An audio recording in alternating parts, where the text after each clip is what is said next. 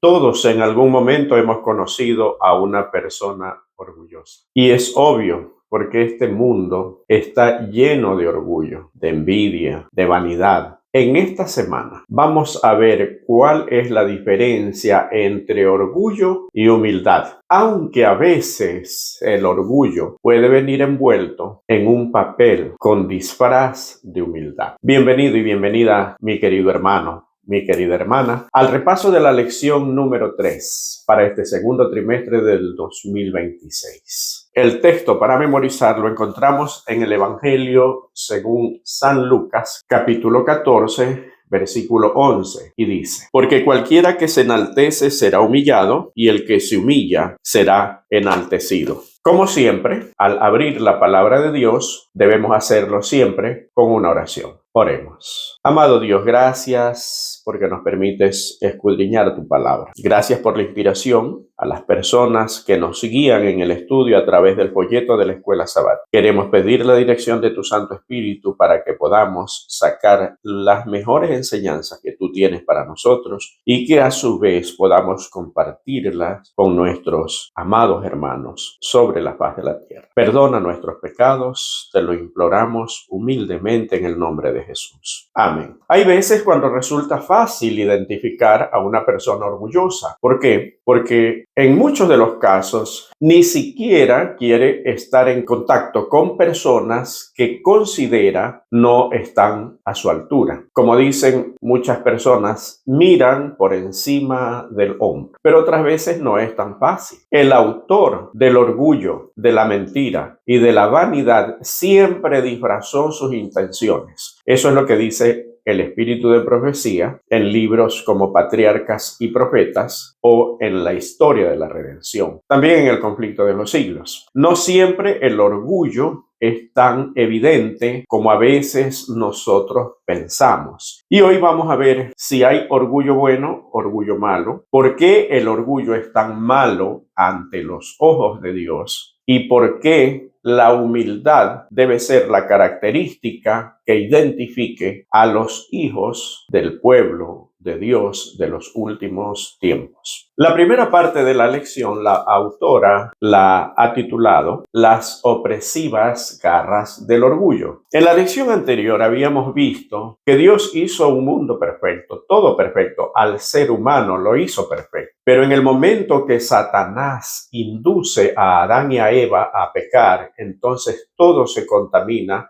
con cosas negativas de las cuales Dios no es partícipe, no es el autor y no es el culpable, como Satanás ha tratado de hacerlo ver. También vimos que precisamente por haberse cegado sus ojos para no ver detrás del mundo visible, del mundo carnal que ahora se convirtió este planeta, Satanás aprovechó ¿para qué? Para hacernos creer de cosas que en realidad no existen o una forma de ser diferente del autor de la vida que es Dios. Cuando nosotros no vemos algo y no somos testigos, muchas veces somos susceptibles a creer aquello que se nos cuenta. De hecho, hay muchas personas que ante la primera versión que reciben de un hecho, lo creen a rajatabla y ese concepto se vuelve inamovible por más que no sea la verdad. Y si después le comentan o le dicen la verdad, ellos ya se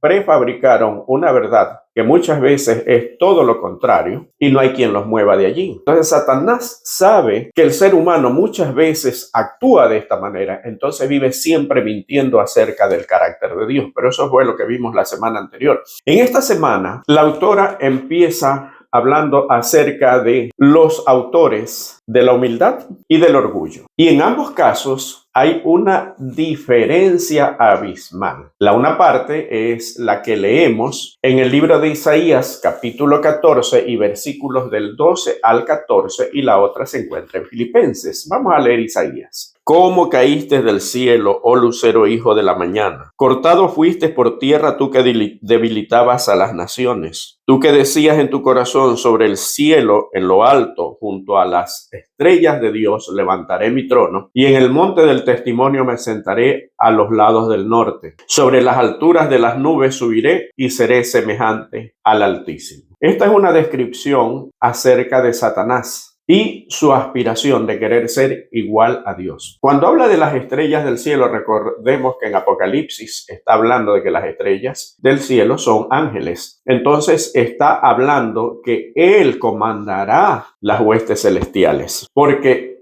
dice junto a las estrellas del cielo levantaré mi trono. Pero también existe otro pasaje que está en Filipenses, capítulo 2 y versículos desde el 5 hasta el 11, que vamos a leer. Haya pues en vosotros este sentir que hubo también en Cristo Jesús, el cual siendo en forma de Dios, no estimó al ser igual a Dios como cosa a que aferrarse, sino que se despojó a sí mismo tomando forma de siervo, hecho semejante a los hombres. Y estando en la condición de hombre, se humilló a sí mismo, haciéndose obediente hasta la muerte y muerte de cruz. Por lo cual Dios también le exaltó hasta lo sumo y le dio un nombre que es sobre todo nombre, para que en el nombre de Jesús se doble toda rodilla de los que están en los cielos y en la tierra y debajo de la tierra, y toda lengua confiese que Jesucristo es el Señor, para gloria de Dios Padre. Aquí vemos dos, podríamos decir, fuerzas antagónicas, la una autora del orgullo y la otra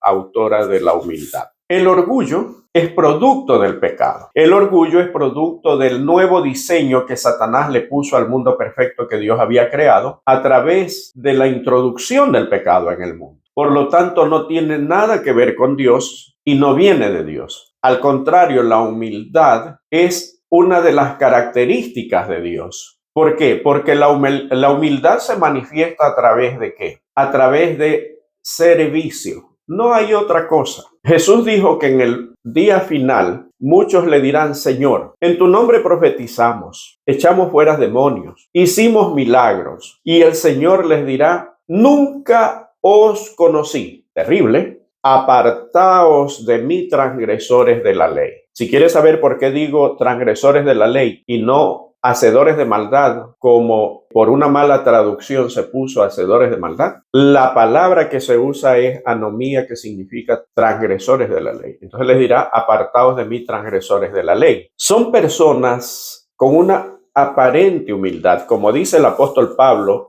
cuando escribió a Timoteo, que tendrán apariencia de piedad, pero que negarán la eficacia del mismo. ¿Cuál es la diferencia entonces en el orgullo? El orgullo viene de Satanás, como habíamos dicho. Por lo tanto, no tiene nada que ver con Dios. Si nosotros somos hijos de Dios y manifestamos orgullo, o si decimos que somos hijos de Dios y tenemos manifestaciones de orgullo, significa que estamos mintiendo. No somos hijos de Dios, porque todo lo que viene de Dios no puede ser contaminado con características que tiene solamente Satanás. Pero yo quiero ahondar un poquito en, primero, ¿qué es orgullo? Orgullo es tener una opinión mucho más allá sobre nosotros mismos de la que debemos tener. Orgullo es creer que merecemos más de lo que merecemos. Es no estar conforme con quienes somos y lo que tenemos, sino que queremos tener más, que no es malo, pero ya vamos a ver cuál es la diferencia entre las aspiraciones buenas y las aspiraciones malas. Satanás quiso ser igual a Dios. ¿Podía ser en algún momento llegar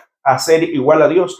Jamás, y él lo sabía. Esa es una aspiración mala. Yo quiero ser presidente de los Estados Unidos. ¿Podría yo llegar a ser? Oh, tendría que pasar mucho tiempo y hasta eso quizás ya no tenga ni las fuerzas ni las ganas, porque tendría que suceder demasiadas cosas. No es mi lugar, aparte de que el cristiano no debe estar inmerso en política. Por lo tanto, yo decir que yo voy a ser más adelante presidente de los Estados Unidos o de mi propio país, el cristiano no debe estar inmerso en la política. No es una aspiración sana, no es una aspiración real. ¿Cuál es la diferencia entre tener una buena autoestima sin ser orgulloso? Cuando la autoestima se convierte, o el amor propio se convierte en orgullo. Vamos a ver en el mismo ejemplo leído. Isaías dice: ¿cómo caíste del cielo? Tú que decías en tu corazón. Cuando dice tú que decías en tu corazón, está hablando de que no lo manifestó. Y miren qué coincidencia para los que en estos tiempos todavía creen que los libros de Ellen White no son inspirados.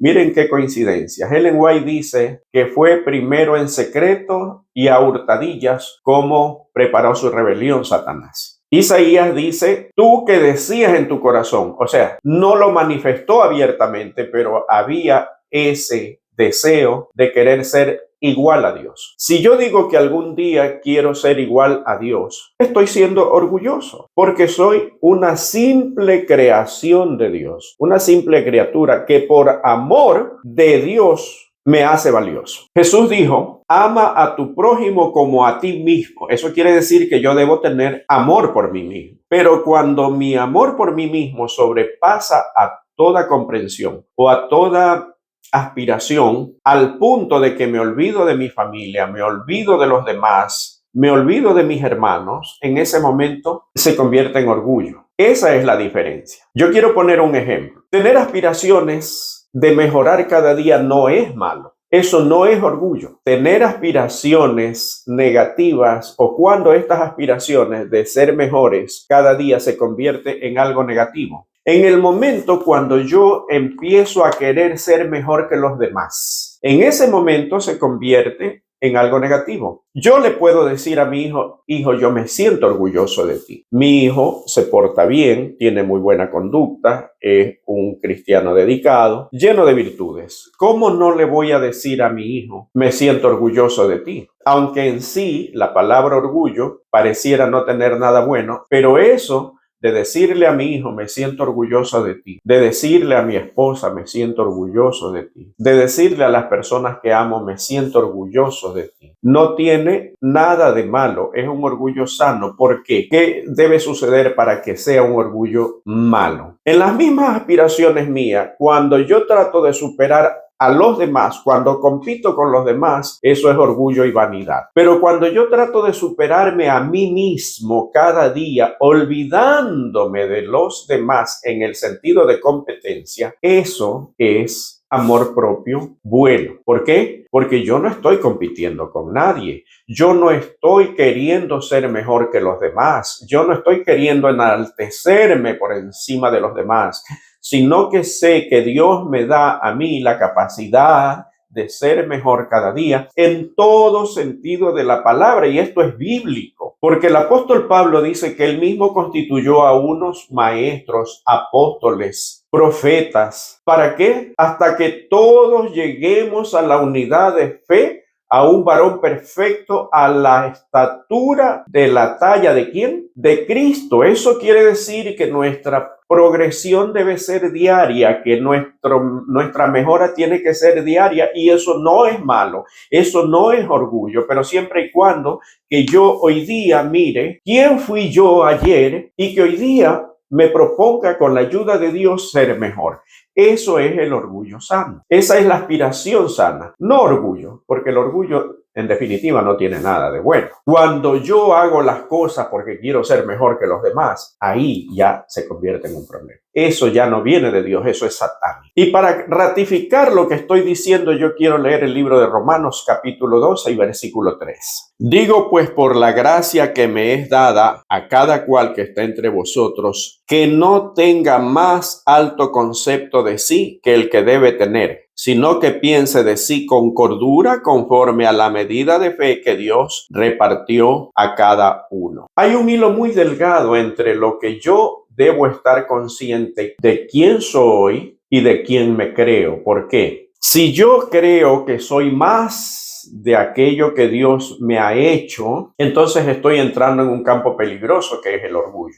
Pero si por el contrario yo creo que soy menos de eso, también estoy entrando en un terreno peligroso, porque el enemigo se aprovecha de eso. Porque muchas personas se van de la iglesia porque creen que su problema ya no tiene solución. Porque muchos hogares se convierten en la sepultura de las aspiraciones de las personas cuando el padre al hijo le vive repitiendo que es un inútil, que no sirve para nada, que no es bueno para nada. Y le baja tanto la autoestima, y de eso se aprovecha Satanás, que le dice, no, tus padres no te quieren, para tus padres tú no sirves. Y es triste porque muchas veces esas cosas las repetimos también en la iglesia. Entonces yo debo tener un concepto adecuado. En la parábola de los talentos dice la Biblia que Dios repartió 5, 2 y 1 talento respectivamente. El que recibió un talento no se sentía capaz, no tenía un concepto idóneo, real y veraz acerca de quién era él, y no se sintió capaz de poder multiplicar esos talentos. Y aquí viene también la afectación en la iglesia. A veces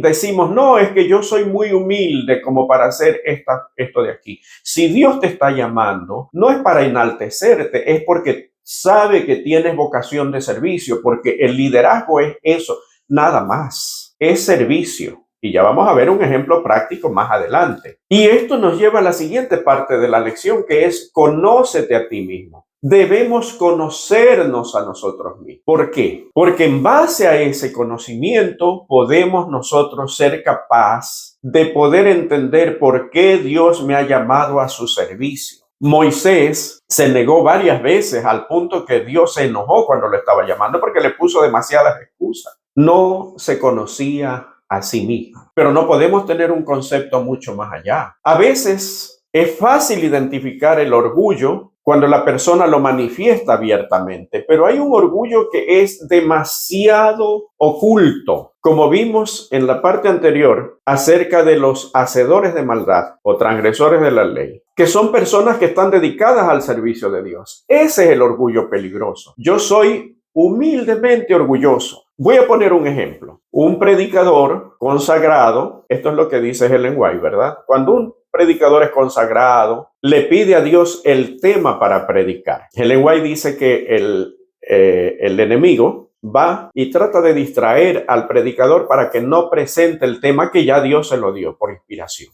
Si ese predicador es consagrado y dice, Señor, utilízame, dame las palabras adecuadas para darlos a tu iglesia, y es consagrado y sigue orando hasta el día que le toque la predicación y ve que no puede persuadirlo de cambiar el tema, entonces, ¿qué es lo que hace Satanás? Va donde el hermano que le ayudaría mucho a aquella predicación y hace todo lo posible para que ese día no vaya a la iglesia. Pero a través de la oración puede que el hermano para el cual Dios preparó al predicador, puede que sí vaya. El predicador da su tema, da su sermón, da su predicación y vienen muchas personas ante él y le dicen, hermano, pastor, quien quiera que sea, gracias por ese mensaje, porque se sienten que Dios les habló. Pero viene quizás la persona más humilde y aun cuando ese mensaje lo sintieron 5 o 6 personas, viene una persona consagrada y le dice, pero pastor, usted no debió haber dicho esto, pero hermano, sus palabras están equivocadas. Usted no debió haber dicho eso, aun cuando habló basado en la Biblia, en el espíritu de profecía y no sus propias palabras. Y yo he conocido muchas personas así a través de la historia de mi vida, que nunca están conformes con una predicación, pero dicen que van a escuchar la palabra de Dios.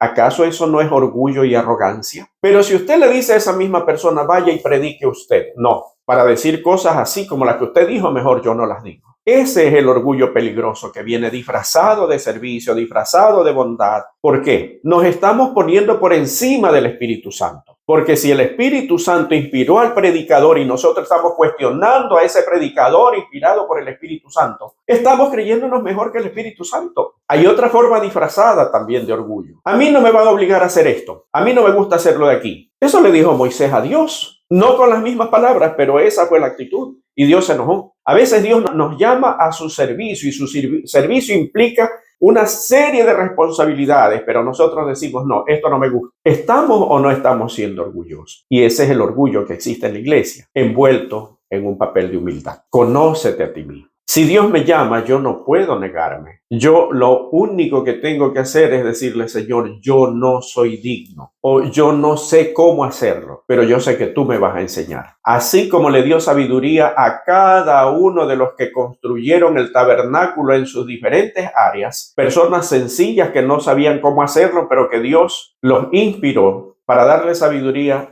y que puedan hacer maravillas, una obra extraordinaria para hacer el tabernáculo. Así mismo Dios nos va a capacitar. Pero a veces somos tan arrogantes y queremos hacer solo lo que nos nace y convertimos a la iglesia en un club y no en la forma de servicio que Dios tiene. En esto de conócete a ti mismo, Jesús pone como ejemplo la oración del fariseo y el publicano. Todos conocemos la historia. Además, ustedes la leen. Pero sí quiero leer la primera parte, el primer versículo. ¿Sabe por qué? Por una simple y sencilla razón. En Lucas capítulo 18 y versículo 9, miren lo que dice. A unos que confiaban en sí mismos como justos y menospreciaban a los otros, dijo también esta parábola. Y habla del publicano y el fariseo que subieron al templo a orar. Allí presenta las dos oraciones. Confiaban en sí mismos como justos. ¿Qué significa esto? Confiaban en sus obras para ser justos, en su propia justicia. ¿Se acuerdan el ejemplo que puse de aquellas personas? No es una, son muchas personas, y creo que en cada iglesia hay una, de las que salen a corregir al predicador que dio un mensaje por el cual agradeció por lo menos la mitad de la iglesia. Eso es justicia propia. Eso es un ejemplo. Para estas personas da la parábola y pone como ejemplo la oración. Y no quiero detenerme mucho porque hay demasiadas cosas importantes en lo que tiene que ver a la oración. Una oración que fue con humildad y sintiendo la incapacidad fue respondida mientras la otra no. Y a propósito de la oración pública, Ellen White en el libro Testimonio para los Ministros dice que cuando nosotros oramos públicamente, en el culto divino nos toca hacer la oración, en la escuela sabática nos toca hacer la oración, en las meditaciones de los cultos de mitad de semana nos toca hacer la oración, y la oración es pública. La mayoría de personas cuando oran, no oran a Dios, oran para la congregación. ¿Por qué? Porque la oración no está dirigida a Dios para que Dios responda, sino está dicha para que la congregación escuche palabras bonitas y nos digan, ¡ay, qué consagrado es este hermano! No lo digo yo, lo dice Ellen White, así que si a alguien le molesta lo que estoy diciendo, enójese con Ellen White. Y obviamente Ellen White tampoco lo dijo ella, se lo mostró Dios. Pero dice también que cuando hacemos la oración pública y oramos largamente, Ellen White en Testimonio para los Ministros dice que la oración pública tiene que ser corta y precisa por casos específicos. Pero cuando hacemos una larga oración, ¿qué dice Ellen White? Es muestra de que nosotros no dedicamos tiempo a la oración personal durante la semana, y en ese momento queremos decirle a Dios todo lo que no le hemos dicho durante la semana. ¿Qué les parece? Y este ejemplo nos pone acerca de los dos tipos de oraciones que van al cielo. La oración de la suficiencia propia y la oración de humildad. La humildad se reduce en una sola palabra, servicio, que ya vamos a ver un poquito más adelante. Una responsabilidad en la iglesia tiene una sola finalidad: servir. Para aquellos que son líderes, debemos preguntarnos, ¿estamos sirviendo a través de la responsabilidad que tenemos? ¿De qué manera estamos sirviendo? Y si no lo estamos haciendo, ¿por qué no lo estamos haciendo? Y esto nos lleva a la siguiente parte, que es un ejemplo de humildad. Moisés, un siervo humilde. En Hebreos dice que Moisés rechazó ser llamado hijo de la hija de Faraón. En otras palabras, nieto de Faraón. Una herencia, un aspirante serio a ocupar el trono de Egipto, y renunció a eso. Me gusta más el concepto que está en Números 12:3. Lo voy a leer. Y aquel varón Moisés era muy manso, más que todos los hombres que había sobre la tierra. Aquel varón Moisés era manso. ¿Cómo un hombre puede ser manso si sale huyendo de su tierra por matar a otra persona? ¿Lo mató con mansedumbre? No. ¿Se acuerdan de la primera parte que había dicho que nosotros debemos ser conscientes de quiénes somos y de que debemos tratar de superarnos a nosotros mismos cada día, no a los demás? Ese era Moisés. Durante 40 años la meditación en el campo, pastoreando las ovejas de su suegro, le enseñaron a ser mejor cada día. Y no porque quería ser mejor que el pastor de las ovejas de la finca de al lado. Él quería ser mejor cada día él mismo, mejor de lo que fue ayer. Esa es una forma de madurez espiritual. Y llegó a ser más manso que todos los habitantes de la tierra en su tiempo. ¿De dónde viene esa transformación? Según los teólogos, Moisés tuvo muchas similitudes con Jesús. Miren qué oferta le hace Dios, y no vamos a leer, pero voy a citar la experiencia. Cuando el pueblo peca y Dios le dice: apártate de este pueblo que los voy a destruir y yo voy a hacer de ti una gran nación. ¿Cuántos de nosotros ante tal oferta que nos hace Dios hubiéramos dicho: está bien, Señor, si tú lo dices, está bien, destrúyelos y vamos con una nueva descendencia, porque de verdad que estos son demasiados pecadores? ¿Qué hizo Moisés? Clamó por ese pueblo indigno que no se merecía nada.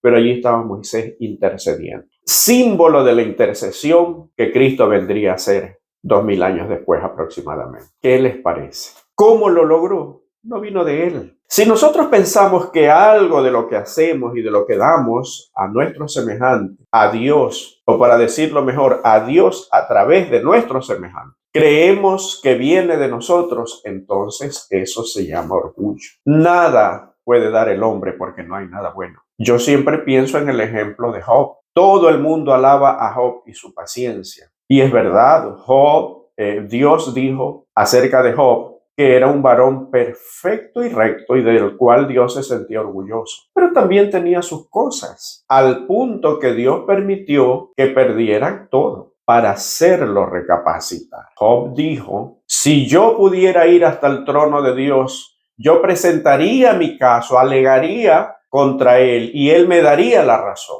Dios simplemente empieza a preguntarle: oye, Job, ¿dónde estabas tú cuando yo puse los límites del mar? Cuando yo puse las leyes en la tierra, cuando yo fundé los cimientos de la tierra, ¿dónde estabas tú? ¿Qué instrucciones me diste tú? ¿Quieres alegar conmigo? Ven. Y cuando estuvo cerca de Dios, en el capítulo 38 de Job, dice: de oídos te había oído, mas ahora mis ojos te ven y me arrepiento en polvo y ceniza. Dios permite muchas veces muchas cosas, a veces desagradables para nosotros. ¿Para qué? Para hacernos pisar en tierra. Porque aún cuando somos humildes, podemos ser humildes con orgullo. Si Moisés hubiera tenido que cantar un cántico de los que cantamos hoy día en la iglesia, hubiera cantado el himno 269. Prefiero a mi Cristo al vano oropel. Qué hermoso himno. Eso es lo que dijo Moisés. ¿Y nosotros qué decimos al respecto?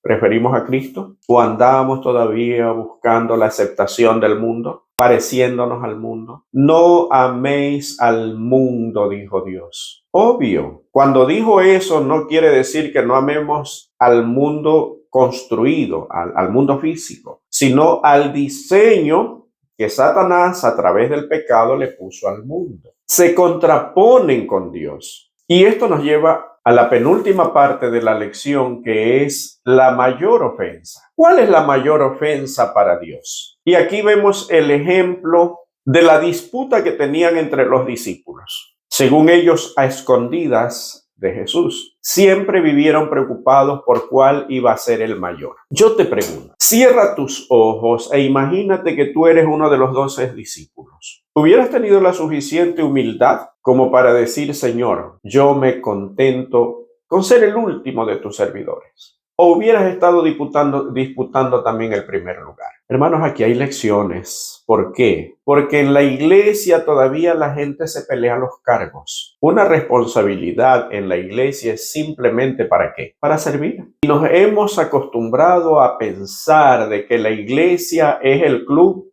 donde el que tiene el cargo mayor es el más respetado. ¿Qué dijo Jesús? El que quiera ser primero entre vosotros sea el servidor de todos. Se puede servir mejor a través de una responsabilidad en la iglesia. Claro que sí. Sin embargo, si esa responsabilidad no es para servicio, mejor no la tomo. Más aún todavía, Dios permite servir aún sin un cargo. ¿Por qué? Porque no necesito un cargo para ir a visitar a un hermano que de pronto se ha alejado 1 o 2 semanas de la iglesia y que no está viniendo. Y que para muchas personas, inclusive aquellos que ocupan puestos de responsabilidad muy alto dentro de la iglesia, es como si no pasara nada. y yo sin cargo puedo ir a visitarlo, puedo darle palabras de ánimo, puedo orar con él, puedo orar por él, puedo estudiar la Biblia con él, puedo citarle palabras de las promesas de Dios que está en la Biblia y puedo hacer miles de cosas más sin necesidad de un cargo. Pero como la iglesia es una iglesia organizada, no con esto quiero decir que todo el mundo va a rechazar los cargos, no. La iglesia es una iglesia organizada y de orden. Y Dios ama el orden porque es su sello personal. Pero en el momento que nosotros empezamos a aspirar los cargos, quizá haya bastante orgullo entre nosotros. En el momento que nos gusta que siempre nos vean al frente, que nos molesta si alguien no nos saluda. Escuché un pastor en una predicación que decía, si alguien a mí no me saluda, yo voy y lo saludo. Y así me libro de eso. Si alguien evita saludarme, yo voy, lo busco y lo saludo. Y a veces nos enojamos. Ah, no, yo no voy a hacer menos. Si este hermano, esta hermana no me saluda, yo no voy a hacer menos. Eso se llama orgullo. Miren lo que dice Ellen White en el capítulo 1 del Deseado de toda la gente. Fuera del egoísta corazón humano, no hay nada que viva para sí. No hay ningún pájaro que surque el aire, ningún animal que se mueve en el suelo, que no sirva a alguna otra vida. No hay siquiera una hoja del bosque, ni una humilde brizna de hierba que no tenga su utilidad.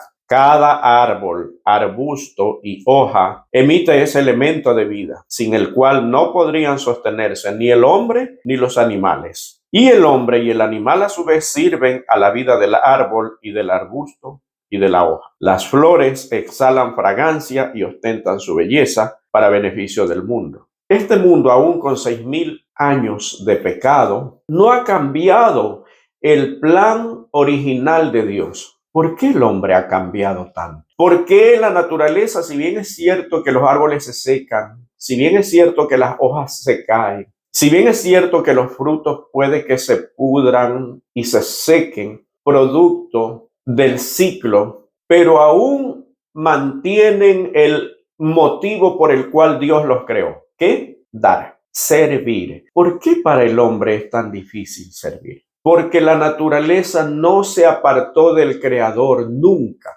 por más que fue contaminada por el pecado, pero el hombre sí. Y entre más se aleja de Dios, más manifiesta los aspectos negativos que Satanás sembró en el mundo. Odio, rencor, egoísmo, calumnias. ¿Cuál es la solución entonces? La solución nos lleva a la última parte de la lección, que dice, fija tus ojos en Cristo.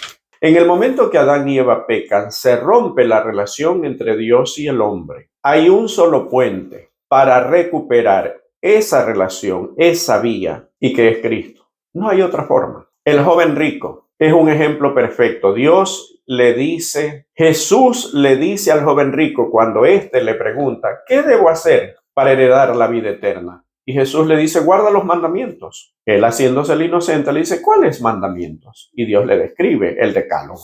Y él dice, eso yo lo he guardado desde mi juventud. Le dice entonces Jesús, anda, vende todo lo que tienes, repártelo a los pobres y serás perfecto. Luego ven y sígueme. Y él se fue triste. ¿Guardar los mandamientos me hace perfecto? No, porque él le dijo que primero tenía que ir y repartir sus bienes a los pobres y seguirlo para ser perfecto. El símbolo de la perfección es uno solo, aceptar que yo no puedo hacer nada bueno, dar nada bueno, y que el único que puede hacer algo en mi vida es Cristo. Mi vida tiene tendencia a hacer lo malo, yo tengo tendencia a hacer lo malo, pero a través de Cristo morando en mi corazón, entonces puedo ser una nueva criatura, como dice 2 Corintios 5:17, el apóstol Pablo en un texto muy conocido. Cristo es la perfección. Es la imagen misma del Padre hecho humano para demostrar de que el hombre, cuando se acerca a Dios, depende de Dios y permite que Dios obre, sí se puede vivir una vida en armonía. Aquí nosotros tenemos que ser transformados porque la Biblia dice que no entrará en el cielo ninguna cosa inmunda. ¿Qué es ninguna cosa inmunda? Algo que mantenga el diseño que Satanás le puso a este mundo. Nosotros tenemos que ir con el diseño original. Así como las plantas solo viven para dar, así como la naturaleza solo vive para dar y nunca cambió el propósito por el cual fue creada, el hombre, si no vuelve al origen por el cual fue creado, no puede entrar en el reino de los cielos. Y eso solamente se puede hacer a través de Cristo. Por eso la última parte dice, fija tus ojos en Cristo. A través de la contemplación nosotros podemos ser semejantes. Dice un pensamiento muy conocido en mi país, aves de igual plumaje vuelan juntas. No podemos nosotros fijar nuestras vistas o nuestros ojos en Cristo si estamos mirando al hermano, si estamos mirando al pastor, si estamos mirando al prójimo y viendo sus defectos. Debemos despojarnos de todo, dejar de mirar al ser humano para mirar a Cristo. En el momento que miramos a Cristo, hacemos todo por amor a Él. Inclusive en el trabajo, para aquella persona para quien trabajamos y que ni siquiera conoce a Dios y que puede estar lleno de los peores defectos, inclusive para esa persona haremos las cosas con y por amor. ¿Por qué? Porque Dios me dice a mí que debo hacer todo como para el Señor, dice el apóstol Pablo, a través de la contemplación. Debo sacar de mi mente todo lo malo para que Dios me llene de su Santo Espíritu, de su palabra. No podemos conocer a Dios si no es a través de su palabra. Filipenses capítulo 2, del 3 en adelante, resume todo lo que hemos dicho. Miren lo que dice. Nada hagáis por contienda o por vanagloria, antes bien con humildad, estimando cada uno a los demás como superiores a él mismo, no mirando cada uno por lo suyo propio, sino cada cual también por lo de otros. Haya pues en vosotros este sentir que hubo también en Cristo Jesús, el cual siendo en forma de Dios, no estimó el ser igual a Dios como cosa a que aferrarse, sino que se despojó a sí mismo tomando forma de siervo, hecho semejante a los hombres, y estando en la condición de hombre se humilló a sí mismo, haciéndose obediente hasta la muerte y muerte de cruz, por lo cual Dios también le exaltó hasta lo sumo y le dio un nombre que es sobre todo nombre, para que en el nombre de Jesús se doble toda rodilla de los que están en los cielos y en la tierra y debajo de la tierra, y toda lengua confiese que Jesucristo es el Señor, para gloria de Dios Padre. Ese es el resumen, ese es el sentir, ese es el proceder. Nada de lo que esté alejado de este consejo puede considerárselo servicio, sino orgullo. Hay personas que viven a la defensiva. ¿Y saben por qué viven a la defensiva? En el momento que usted empieza a hablar, ellos ya tienen 10 respuestas porque se creen infalibles. Hay personas a las cuales no se las puede ayudar, aun cuando estén revolcándose en el polvo. ¿Por qué? Porque aun cuando su vida es un caos, no permiten ayuda de nadie. Son capaces de morir antes que doblegar su orgullo. Dios quiere hacer una transformación en nuestras vidas. Una transformación que solamente se logra a través de la contemplación y a través del estudio de la palabra de Dios, que será el tema de nuestra siguiente lección. No te olvides, comparte la lección, suscríbete al canal y darle like. Que el Señor te bendiga y nos vemos la próxima semana.